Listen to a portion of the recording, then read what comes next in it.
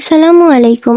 আমি রোস্টের ভিডিওতে বলেছিলাম বিরিয়ানি রান্নার ভিডিও আসবে। তো আজকে আমি আপনাদের দেখাবো কিভাবে মাটির চুলায় এই প্রথম কাচ্চি বিরিয়ানি রান্না করি। যদিও আমি এর আগে কোনোদিন বিরিয়ানি রান্না করিনি, জানি না কেমন হবে, তবুও আল্লাহর নাম নিয়ে চেষ্টা করলাম।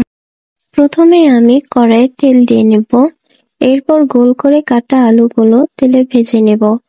ভাজা শেষ হলে তুলে নিয়ে বিরিয়ানিতে দেওয়ার জন্য মুরগির মাংসগুলো তেলে ভেজে নেব। এবার মাংস ভাজার তেলেই পেঁয়াজ কুচি দিয়ে সাথে সব রকমের মশলা দিব।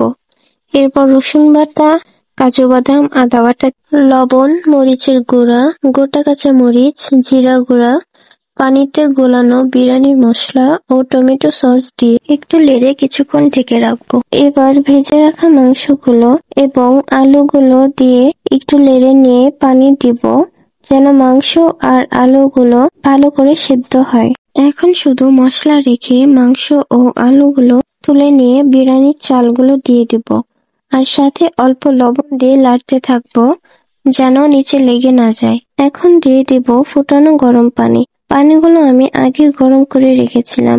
পানি দেওয়া হলে একটু নেড়ে নিয়ে রান্না করা মাংস ও আলুগুলো বিরিয়ানির মধ্যে দিয়ে ভালো করে নেড়ে নিয়ে ঢাকনা দিয়ে ঢেকে রাখলে হয়ে যাবে আমার বিরিয়ানি রান্না।